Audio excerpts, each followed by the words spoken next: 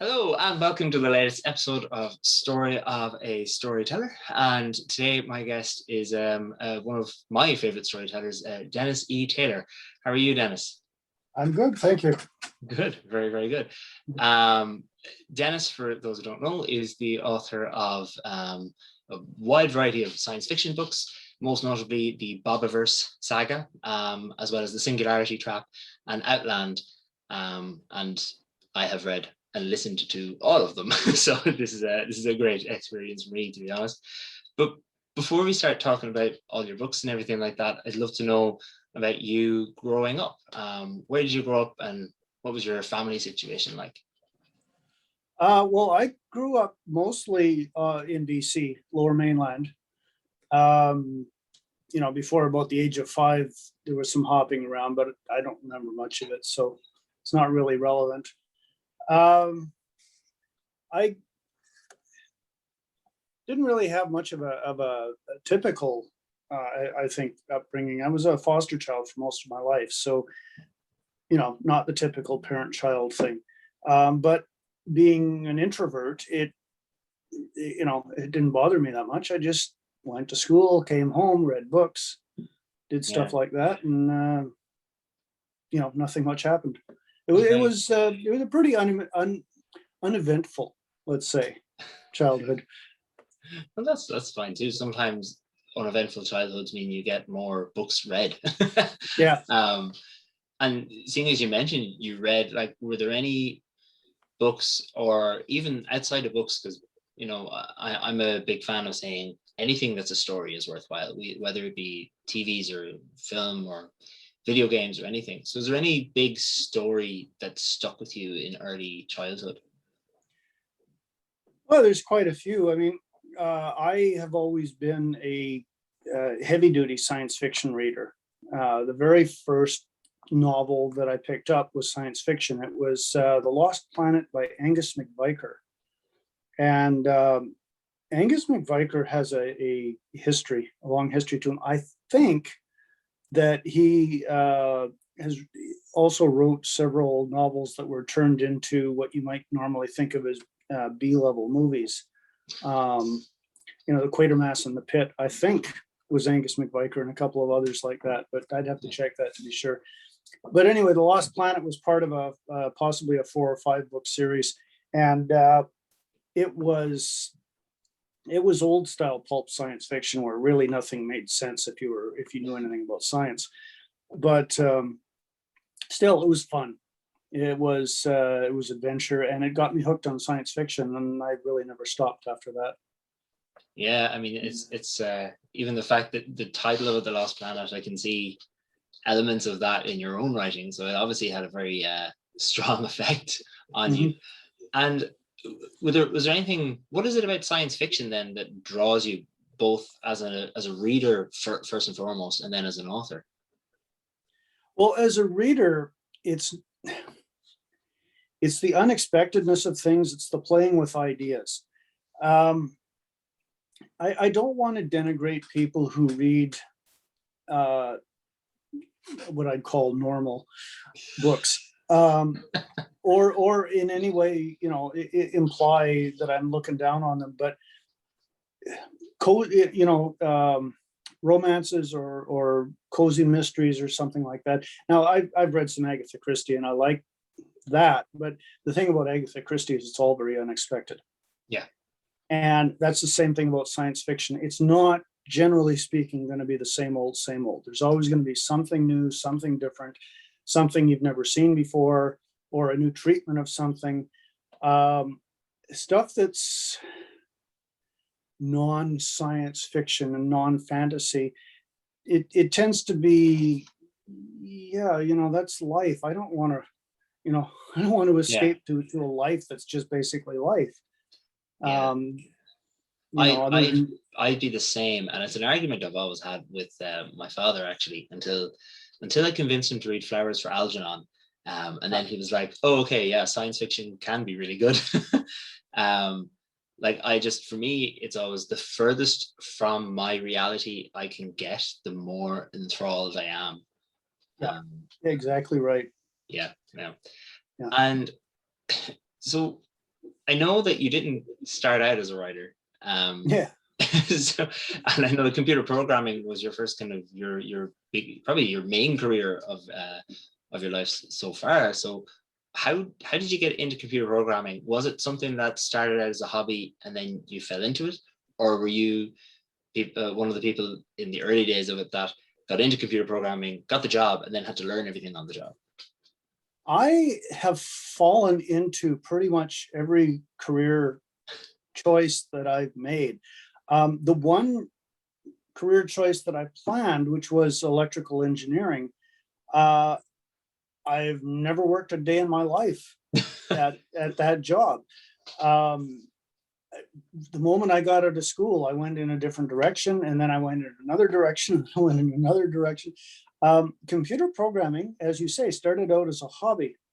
Uh, I was working at a financial institution at the time, and a friend of mine were on a weekend throwing football around, and when we stopped to rest, Dave pulled a pamphlet out of the back pocket, handed it to me, and it was an advertisement for a Radio Shack TRS-80 computer. Okay. And he said, you know, I can't afford this, but maybe we can go halfers. What do you think? And we went halfers. We bought the computer, and I got so enthralled by programming that I ended up finding a job in the computer industry. And at the time, if you knew which end of the keyboard was up, you could get a job in computers because there was just nobody available. Yeah, it's like, oh, you know what one is? Please come run our company. Yeah, it was an expanding industry, and the educational system just hadn't caught up yet.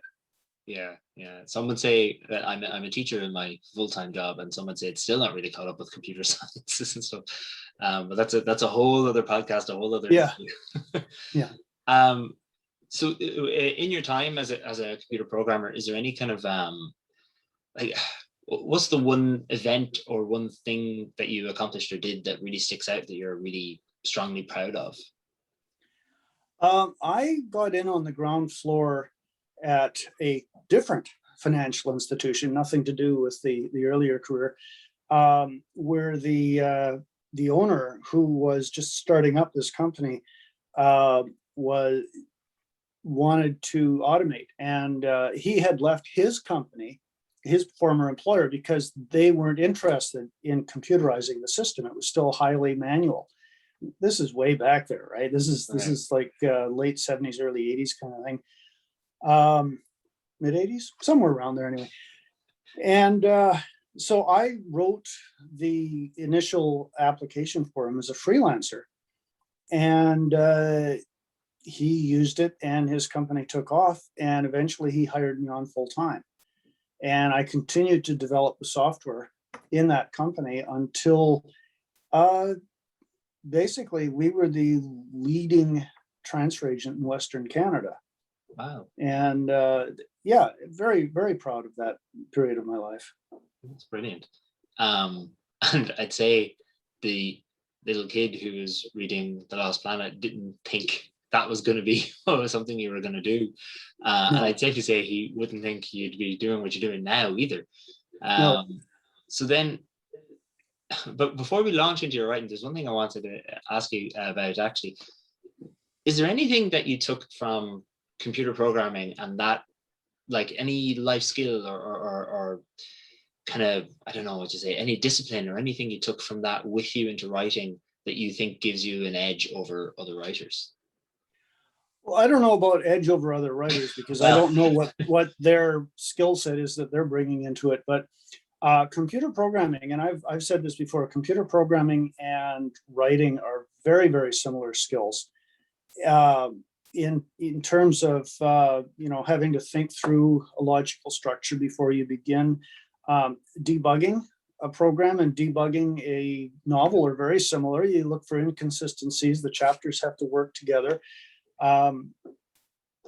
You've got functional testing, you've got continuity testing, you've got the whole thing, except on a novel basis. If you are a good computer programmer, you probably will be a good novelist, at least from a mechanical point of view. The other skill you need is coming up with a plot that's interesting. And that's, Yeah. that's something entirely different. But, and in fact, it's probably the most important part of being a novelist, actually, in my opinion. I don't want to say anybody can write, but it's a properly written novel that isn't interesting will not do as well as a poorly written novel with a brilliant plot. Yeah. Yeah, definitely. And I think the genre you write in, plot is more than, as you called it earlier, normal books. Yeah. Plot is really, really crucial, to the point that some science fiction readers, like personally, I wouldn't class myself as a science fiction reader. I'll read anything of any genre as long as it's well written. But like there are people who dedicate themselves to a genre, and if things aren't exactly the way that they think it should be, they kind of don't go with it. So I think that's one thing about science fiction is different. You really have to come up with a good, unique, totally out of the box plot, which you most certainly have in the in any of the books of yours I've read. Well, some science fiction has those types of narrow genres as well. Zombie science fiction and military science fiction, the followers of those two genres in particular, if you don't get it right, they will crucify you. Yeah, very, very much so. And actually, that's just when you say of military science fiction, that's one thing I like about genre fiction, and particularly science fiction, is especially if it's a series, it kind of hooks the reader with the promise of one thing, and then if you're invested in the series, it brings you down and becomes a totally different beast. Like I'm thinking of the Ender's Saga, like Ender's Game. When you read Ender's Game, that's very much a military and thing, but by the end, I can't remember the name of the last book now. It's years since I read it, but like the last few books, it's almost purely philosophical. Like it's a totally different ball game. Yeah, but then the whole Ender's series wasn't strictly speaking military science fiction. That was just the background for the story. Yeah, it was the thing that got people to pick it up first, and then they stayed with it. Everything else because there's so much involved in those series. So as we mentioned, like you started out as a computer programmer and then got into writing, and I've heard the story that you got into writing due to a bet with your wife, I believe, was it? Yeah, or a dare, I guess. Well, I had just gotten an iPad and Kindle, and I was downloading a lot of free novels from Amazon. And one of the things about the self-publishing revolution is that you bypass the gatekeepers. You don't have to find an agent first. Your agent doesn't have to find a publisher first. You don't have to go through an editor first. That's kind of a good news, bad news situation. Yeah. The good news is anybody can get into it. The bad news is anybody can get into it. But I was reading a particular novel that really needed a gatekeeper. And after about 30 pages, I just gave up. And I said, I can't continue reading this. I can't believe that somebody would publish this. I could do better. And my wife said, do it. Yeah. And I thought about it for a while and said, well, I have Word on my laptop. So I just played around with a couple of ideas and then started writing just to see what would happen. I really wasn't even sure if I would finish the novel. I wasn't sure if I'd get past 10,000 words. I just wanted to see what it felt like. And by the time I finished, I had Outland. Yeah. And so when you were seeing, as you mentioned Outland, you did one thing interesting about Outland that I do want to come back to. You took it off the shelves and re-released it sometime later. Before I ask you about that, I'm just saying it out loud so I don't forget. What was it about the plot of Outland that, like, what was it the kind of idea? Where did that come from for Outland? Because it's a very interesting premise. By Stephen Gould, which is also about somebody who has an interdimensional portal that takes them to a a version of Earth where humans never evolved. But of course, he goes off in a completely different direction with it. And that's the beauty of novel writing. You can start with the same idea and just diverge wildly. But I like the idea of disaster movies. I like the idea of survival movies or stories. It just seemed like a natural to get them into a situation where they had this portal and they had this alternate Earth and they had to use it. It wasn't like a weekend getaway or something they could come home from anytime they felt like, because that takes some of the tension away. So Yellowstone blowing up, good as thing as any to make sure they stay put. Yeah, that will definitely do it. Yeah. And seeing as you just when you mention Yellowstone, that's one thing I find very interesting about your books, because any science that's in it, we'll say in the earlier Bobiverse books and Singularity Trap and Outland, all those, they have, if the science isn't something we already have, it's very adjacent to something we already have. And you seem, as a writer, you seem to be very well versed in that, modern day adjacent science. So how much research and how much work do you put into the scientific element of your books? Well, as much as necessary. I have always been a rabid reader of things like Scientific American and Omni and Phys.org on the web and stuff like that. So I do have a strong amateur scientist background, if you want to put it that way. I was an amateur astronomer when I was younger, and got about halfway to building my own telescope. Why only halfway? What happened? Real life intruded. Yeah, I literally ran out of, lost the space available to grind the mirror, because those kind of things you have to do in a good space, right? Low dust, no drafts, that kind of thing. And I never got back into it. But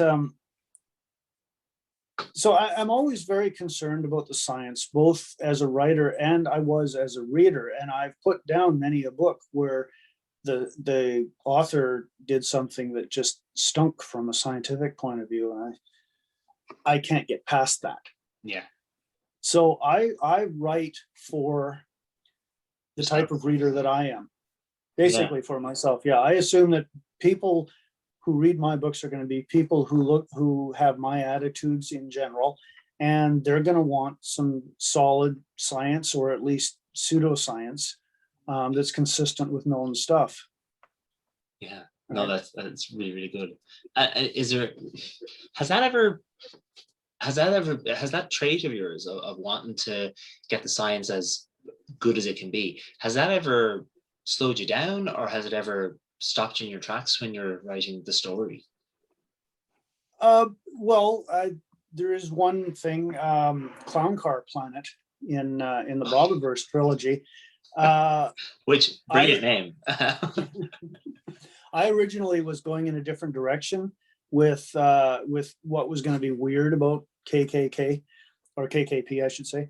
But after doing some reading, I realized that I misunderstood the whole concept of tidal locking, and I had to abandon it.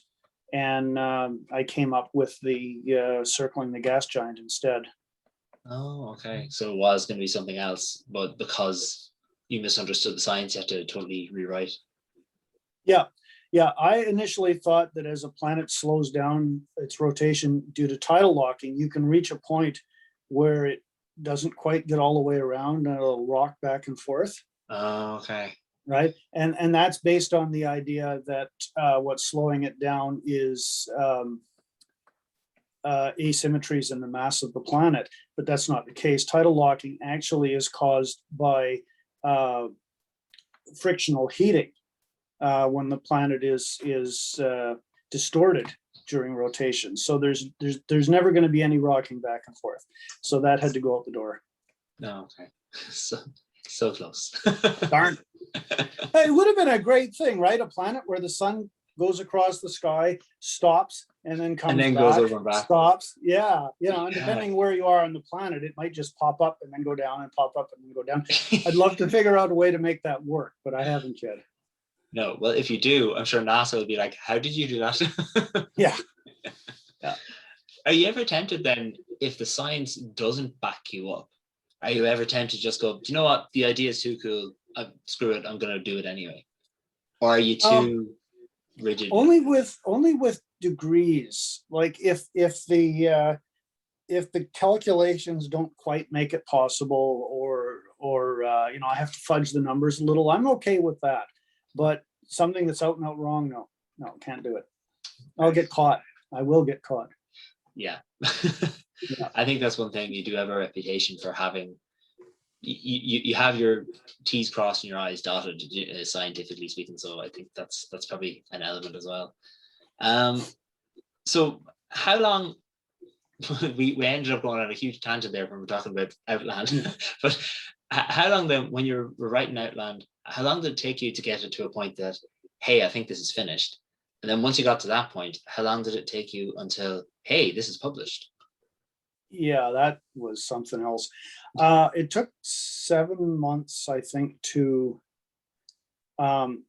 take the book from start to finish. Then I had to edit it. Okay. The thing about writing a novel, and I alluded to this before, is you can just sit down and start banging it out, but it isn't necessarily well written. Filtering, POV hopping, excessive use of adverbs. There's all kinds of traps that amateur writers get into. But because I'm anal, I went and did some research to find out what things I should be watching for. And I got onto absolutewrite.com, and they have a huge amount of documentation, very poorly organized, but still huge, on how to be and how not to be a writer. And of course, it's a forum, so you can ask questions and stuff like that too. And I gradually learned about the things that I should or should not be doing, and had to go through and fix and refix and re-refix and stuff like that.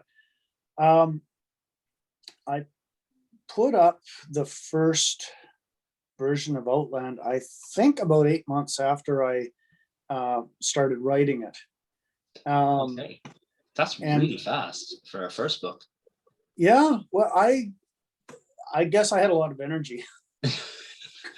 And were you still working as a computer programmer at the time, or you were? So that was in your spare time. Yeah. Wow. Yeah, evenings and weekends and stuff. Yeah. Okay.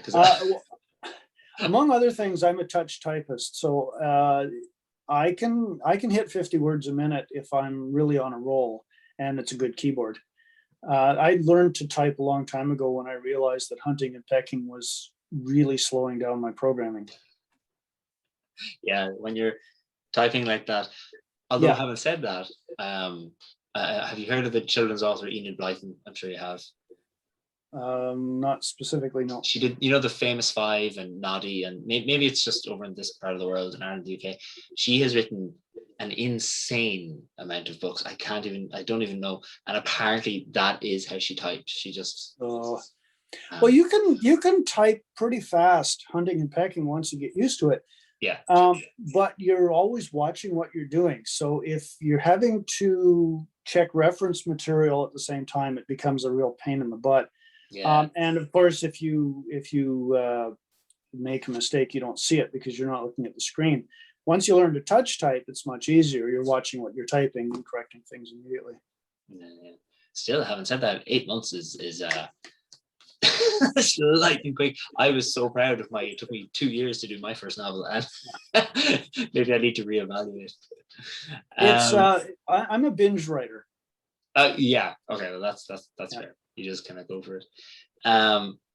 So what was that like then when you published Outland? Like, can you take me through that day when it was out and it was on sale, and you were kind of like, I'm a novelist, you know. Yeah, I'm a novelist. Even by that point, I understood the difference between self-publishing and actually having a publisher. So I didn't have high hopes. I wasn't thinking I was going to be bringing in thousands of dollars a month and stuff like that. I put it up. I did everything myself except the cover, which I hired somebody on Absolute Right to do. Actually, Outland's gone through quite a few covers. As I get more self-supporting, I hire, bigger and better graphics artists, and we've gone through several versions now. But anyway, I put it up and sat back, got a cup of coffee, and absolutely nothing happened. And actually, I was selling probably a couple of dozen copies a month. And that's still good going for some self-published authors. Yeah, it was coffee money, unless you drink Starbucks, in which case it's almost coffee money. And I was getting good reviews, so it encouraged me to try again. And the second book that I wrote was We Are Legion, and that one I should say that I did try to shop around Outland to agents and got absolutely no bites. But when I finished Legion and shopped it around, I sent out exactly 2 queries, and the second one came back with an expression of interest, and that was Ethan Ellenberg. And so, of course, I just stopped querying. You're like, oh, great, let's go. Yeah, and unfortunately, Ethan tried his damnedest to get a publisher and couldn't. So we ended up selling the audio rights to Audible and self-publishing. That's where your career really took off, isn't it? Yeah. Audible Audio has become my primary publisher. I am an audio book writer, and the paperbacks and ebooks are an afterthought, or a secondary source of income, if you prefer. Yeah. And so, speaking of that, did that change how you write now? Because I know, We Are Legion and Outland, you wrote them before the Audible deal. But then, at that point, were you then having at the back of your head while you're writing even your first draft, oh, this is going to be read out loud, I should change things around? It does make a difference. It makes a difference in terms of dialogue tags and beats, which are the things people use to indicate who's talking. I'm the king, Bob said, is a dialogue tag. Bob crossed his arms. I am the king is a beat. And some authors say that you should just use said. You don't use saidisms. You don't have people growl, Twitter, whisper, roar, moan, groan, and stuff like that. You just use said, and that works great on paper. It does not work in audio. It, instead of disappearing into the story, it becomes glaringly obvious, and your teeth start to go on edge the 50th or 60th time the author or the narrator says Bob said. So you have to shift your focus in terms of beats versus tags. And because you have a narrator, especially if you have a really great narrator like which we'll get to. Sorry, okay, we'll get to that. No. If you have a really great narrator, you don't even have to put in as many tags and beats, because the narrator makes it obvious who's talking. Yeah, because the voice acting, just seeing you brought him up. I'd love to know, what's your working relationship with your narrator, with Ray? Well, Ray Porter, just to say the name, okay, because we need to put it out there. He is one of the best narrators that I have ever listened to in terms of acting the novel. He doesn't just narrate the novel. There's a lot of narrators out there that narrate the novel, and they're good. They put emotion into the voices and stuff like that. But with Ray, you hear the different characters, and he enjoys his work. Like, he really loves it when yeah. He loves it when he has different characters that he can get into and really sell. I think the thing about We Are Legion that tickled him the most was Butterworth and Guppy. Yeah. Because he got to do Admiral Akbar and Colonel Fowler, and he played it up for all it was worth. Yeah, why not? I mean, that's why not? Kind of that's the whole point of Bob making them too. He's doing it to entertain himself. So why not have it up? And I'd say that's one thing I think speaks to the quality of Ray's acting, because so this is a mild spoiler for the first of the Bobiverse books, but it's kind of obvious as you get through the book before it happens. So the character Bob is an AI that drives a spacecraft, and he has to clone himself to further his objectives, let's say. So for the narrator's point of view, you have different characters who all start out with the same voice technically, and it's any subtle changes are gradual throughout the book. Like, I'm thinking of the differences between Bill and Bob, especially by the time you get to the third book, I think are really apparent. But when Bill first is booted up, there's no difference. Yep. You know, so it's and that was my computer wants to restart. My computer can go suck itself. Tell it to wait. Yeah, no, not the iPad, the desktop. Oh, okay. That's Microsoft, right? Oh, now's a good time, isn't it? Yeah. No, it's not. I'm working. Do you mind? It's never a good time. It's never a good time. Yeah. At least, fortunately, now it no longer just arbitrarily goes ahead and said, "Oh, I'm rebooting." By the way. The amount of college essays people I know were in the middle of doing that weren't saved, and then all of a sudden we're going to restart. You're like, oh boy, yeah, you'd be able to hear me from Ireland. Anyway, Bill and Bob and stuff like that. Yeah. Now, interestingly, that the personality changes between different iterations of Bob, that was something suggested by my agent. Because initially I just had different versions of Bob, and the different names were necessary, but I wasn't really planning on making them different in any structural fundamental way. But Ethan suggested that, to differentiate them more, I should try giving them personality differences, and that just evolved. Yeah, of course. Then you had to reverse engineer that and be like, well, this is the outcome for the sake of the reader, but how do I make that outcome makes sense in the book? So that, which is really interesting, because it becomes a really big plot point in Heaven's River. Yeah. Like almost the kind of the second kind of main story of it, the first being finding Bender, and then there's this. So that's a really interesting thing, that it kind of came from a small little thing of a suggestion from an agent. Are there any other suggestions that you were given while writing a book that changed the book as much as that? Well, not suggestions, but changes, definitely. When I first started writing We Are Legion, it was in third person, because I'd written Outland in third person. Okay. And it was just sort of my default way to go. And it felt too impersonal. Mm. So I changed it to first person, and that felt better. And then I saw that I was just going to end up with a bunch of talking heads with, a background of stars. So I invented the VR and stuck that in. And suddenly they had bodies and they had locations and stuff. Okay.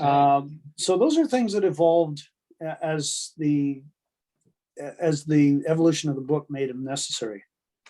Yeah, that's really interesting, because I think for me, that was one of the best things I liked about the Bob 2.0, the first AI Bob, that he was like, oh no, this lack of tactile input and lack of having the sense of a body and all that was probably going to drive him crazy. So he created the VR, which is interesting because that's something you didn't intend. So it's just, I think it's really cool to learn these things about the book in that kind of respect. So Yeah. I did want to know one thing. When you finished Outland, did you go straight into writing We Are Legion, or was there a bit of a break in between, or had you a bit of We Are Legion already written by the time you'd published Outland?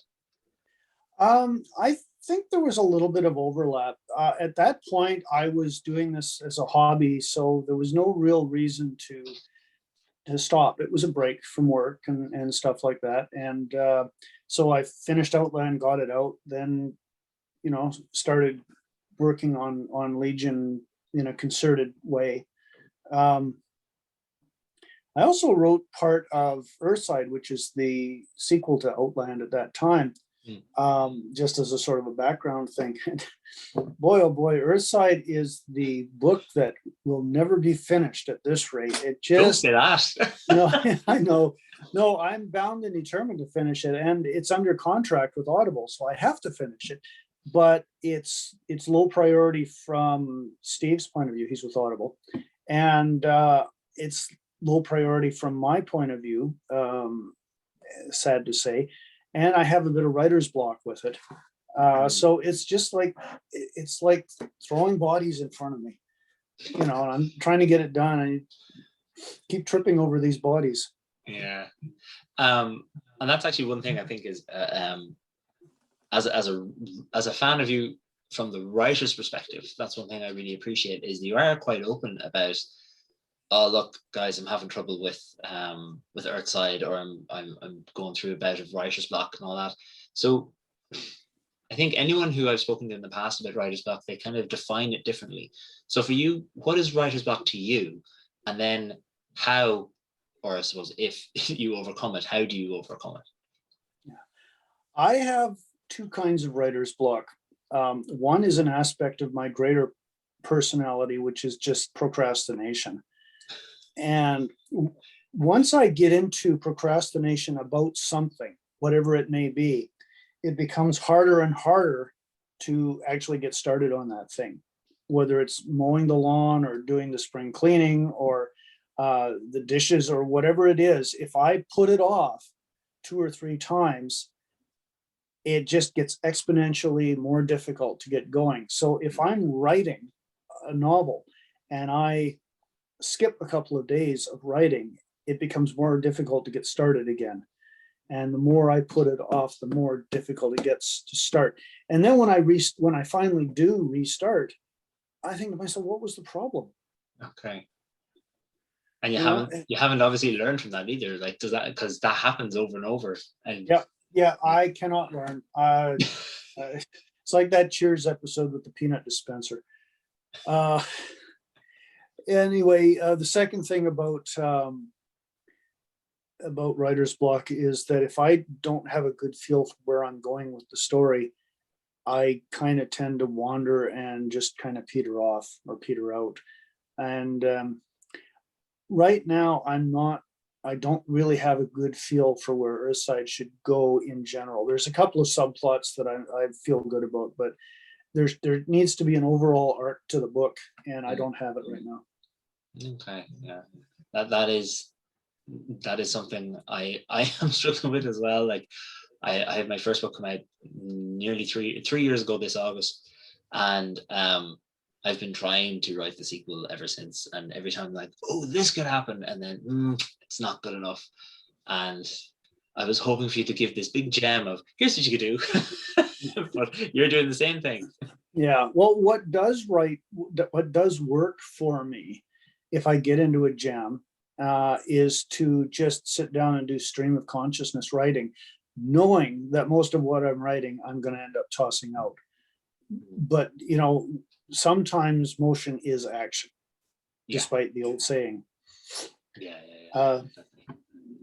So one question I have, like you said, when We Are Legion came out, this writing was still a hobby. At what point did you change from hobby to profession? And what was the catalyst? What was the trigger that made you go, you know what, this can support me full time? A very large check with the promise of more very large checks. The timeline is, as I said, we couldn't get a publisher for We Are Legion, so we decided that we would let Audible, publish it, and we would do a self-pub kind of thing for the ebook. And I remember Ethan saying to me over the phone, if you can get 2,000 to 3,000 sales, you can consider it a success, about the ebook version. Mm. And of Legion or of Outland? Of Legion. Okay. And then we can move on to the next book, and that'll do better. And I said, okay. So Legion hit Audible, and 10 days later, Steve announced that I'd paid out the advance. And he, mind you, the advance was $2,500. Still 10 days, like that's well, and he said, this thing is taking off. This it's getting traction. Mm. And we all sat back and watched with, metaphorically speaking, increasing expressions of disbelief on our virtual faces as it just climbed the charts on Audible. And by the end of 2016, by the end of 2016, it had been declared the Audible's science fiction book of the year. Yeah, because it really did take off. Because I think I first stumbled across your works just on, like, very close to the release of and the title of it has gone from my head right now, but the second Bobiverse book. For We Are Many. For We Are Many, that was it. I was pretty sure that was it, but I didn't want to guess and get it wrong. Yeah, it's a continuation of the biblical verse. Yes. The biblical paraphrased verse. And I think that came out in April, if I remember right. Anyway, the thing about Legion is that the Audible pays quarterly, so, and 2 months after the end of the quarter. So September, October, November, December. So the first check, which I would have gotten the end of November, was next to nothing because it only had 10 days worth of sales on it. Okay, yeah. From Audible. But the second check, which came out at the end of February, which had a full 3 months worth of Audible sales on it, was enough for me to buy my wife a new car. Wow. with money left over. And sales were still increasing, and books 2 and 3 were scheduled to come out April and August. And the ebooks were going crazy, and we decided to produce a paperback as well, because some fans were screaming for paperback. Some people just like, the Dead Tree version, and that's fine.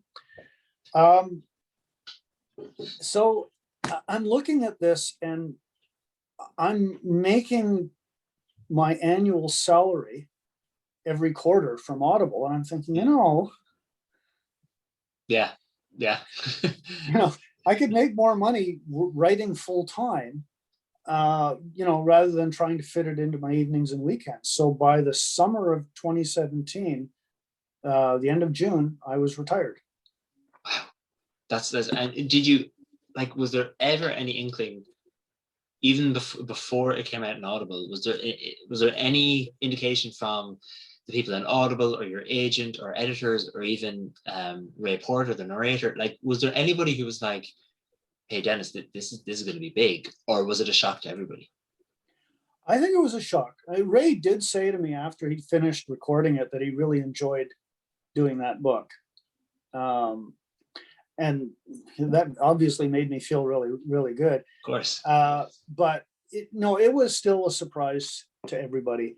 I do remember walking with my wife late August or so, and we were talking about the impending release and thinking, wow, what if this thing actually made some money? What if it was bringing in like a couple thousand a month? We could pay off the visa. We could maybe even start to get a little ahead on the mortgage and stuff. And then it hit and everything changed. Yeah. What has been the biggest change now that you are a full-time writer, looking back to just before the release, your life just before the release and your life now? Obviously you're spending more time writing and stuff like that, but is there anything you were kind of caught off guard by going, oh, I didn't think my life would change in this way? I don't think so. I've been fantasizing about retiring since I was in my 20s. So there's very little of a surprise about it. But I'm pleasantly surprised, or I like the pleasant feeling of confirmation that it is every bit as good as I hoped. Well, that's good. Sleeping in every morning. Forgetting what day of the week it is because it doesn't matter. Having said that, everyone around the world understands that feeling now with lockdown and COVID and all. Like, what day? Yeah, that's right. I have to set up things like garbage day and recycling day on my phone, because otherwise, what's that sound? Oh, that's the garbage truck leaving. Oh no. Yeah.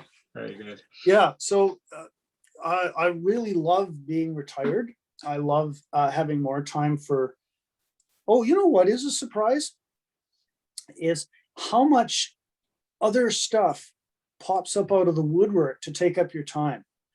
I cannot figure out how people with full-time jobs manage to get anything done. I mean, I have all the time in the world, and still some days I can't get in a lick of writing because I'm spending the whole day running around. When did this stuff get done? Yeah. When I had a job? Yeah. You just didn't have free time. And now, now you triaged. do, but you don't. You triaged. Yeah, you do. You have to prioritize. Most definitely. There was one big question I really wanted to ask you, because I'm aware we're coming up on time. So I definitely want to get this question in. So as I said at the start of the episode and before we recorded, I've read all your books and I'm a big fan. And there was two themes that I've kind of picked up on, and I'd love to know, was this a conscious thing or is this something that evolved? So one is kind of, like what it means to be human, because this is especially with technology being involved. Like, we have Bob 2.0 versus the original Bob, and then Bob 2.0 versus all of his clones, his replicants, his descendants, whatever you want to call them. And then of course there's Ivan from the Singularity Trap. So was that a conscious decision? Was that something you wanted to explore, or is that just something that kind of cropped up naturally? It crops up as a natural consequence of the storyline. My basic story is fairly linear, but I always like to explore some of the consequences, unintended or intended, of any particular event or plot line or theme or whatever you want to call it. Nothing's simple. Nothing's simple in life. Nothing should be simple in fiction. Everything has consequences. Everything has fallout. Everything produces other events, and it shouldn't be linear. It shouldn't be simple.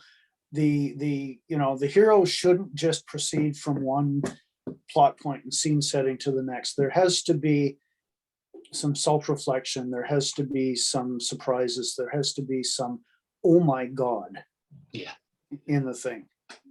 Very much so. And on a side note, if the technology was developed, would you do what happened to Bob willingly, or is that like, would you upload yourself? Would you become a replicant? Well, it depends. I mean, the easy answer is yes, but it depends on whether I have to die in order for my copy to exist. If you've watched the Amazon Prime series Upload, Yeah, I was going to bring that up actually. Yeah, yeah, Yeah, they actually disintegrate his head in order to yeah. create his computer replica. I'm not for that. All right, I have an extreme level of reluctance to go through that. Yeah, But if they do that after I'm dead or when I'm about to die, when I'm about to actually die, not like the protagonist who was just bleeding a little, yeah. um, then yes, in I guess what you'd say in general terms, yes, I would love to wake up as an AI, as a computer replicant, to be immortal, essentially. Because that's and this is gonna sound so stupid and lame on my part, but that's one thing that I hate about being mortal, because I really want to know what happens next all the time. Like whenever a TV show or film ends or anything, I always look up things to be like, what happened then? Yeah. And that's one thing, which sounds really stupid. Some people are like, oh, I miss my family, or the fear of the unknown. And I'm like, no, I want to know what happens next. I want to have the opportunity to regret outliving my friends and relatives, Yeah, because it's yeah, better than the alternative. very true. Um, and then the because on a side, like to kind of follow on from that, um, are you a religious person at all? Are you a person of faith or not? Because I know there's some people possibly listening to this that is represented, especially by like the faith, the government called faith in the first book, that like that kind of comes up. So are you a religious person or are you not? And how do you kind of? I am not. Okay. I was raised Catholic. I have been baptized and confirmed and done First Communion and the whole crapperoonie. I was even an altar boy for a couple of years. Yeah, and I have been a Protestant, Baptist specifically. I've been baptized by full immersion in the Baptist Church, and I am now a humanist. Okay, very good. And it's not a rebellion so much as it's a what I'd have to call an objective analysis of the facts that just leads me to believe that This is it. this is it. The God of the Bible, as far as I'm concerned, does not exist. That doesn't mean a God or some gods don't exist. Just that specific one doesn't make sense. Yeah. But that's my personal belief, and I'm not going to hold it against anybody else as long as they don't try to convert me. And I think that's something that really comes across in the character of Bob, especially in the first book. Again, the doesn't care what people believe or not, but it's the forcing of your belief, whatever your belief is. Like it could be a Christian God, it could be a polytheistic religion, any faith at all. If you're shoving your beliefs into other people and trying to change the way they live, it's difficult to live alongside people that do that, I suppose. Yeah. Basically, I'm not concerned about your belief. I'm concerned about your behavior. That's what it comes down to. Excellent way to sum that bit up. We're nearly out of time, so I'm just gonna skip ahead to. I always ask the same couple of questions at the end, because I always think the same questions are very interesting from different people. So my first thing is, when our interview is over and we've hit stop on the record button and said a good lucks and goodbyes or whatever, what's the first thing you're gonna do? Go for a bike ride. Lovely. Do you exercise often? Do you bike ride often, or? I try to. During the I snowboard in the snowboarding season, the ski season, and I mountain bike during the non-snowboarding season. Although actually that's starting to flip. I'm starting to think of mountain biking as my main sport, and snowboarding is starting to be the non-mountain biking season. But the nice thing is, no matter what the weather is, I'm ready. You have an outdoor activity for all seasons. Yeah. That's the way to do it. Yeah. So I mean, you've kind of really hit it big in terms of being a self-published author. You have the Bobiverse saga, now not trilogy anymore. I mean, the massive length that Heaven's River was. I think it's more than double any of the other books, from what I remember. So is there anything left for you as a writer? I mean, obviously you're going to keep writing, but is there any big goal or dream that you have that you're like, that's the next step? Oh, there's lots of room still. Like a movie deal would be really great. Mm. Are the option that I currently have for Legion is about to expire this year, and we'll see whether they renew it or whether somebody else picks it up or what. Mm. Excuse me. In terms of publishing, we are moving the paperbacks to Ingram Spark Publishing, which means we'll be able to get them into bookstores and libraries and stuff like that, which is a big thing as far as I'm concerned. I'm waiting for the day when I can stand in a bookstore and say, hey, that's me, which, obviously you can't do with Amazon print on demand books.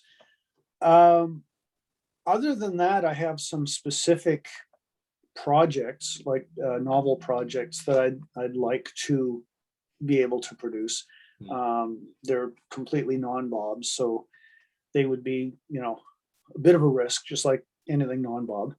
Yeah, but, you have to take the risk too, because I mean, Bob was a risk originally. Yeah, no, that's true. That's true. But I find it very easy to write what you might call traditional space opera science fiction.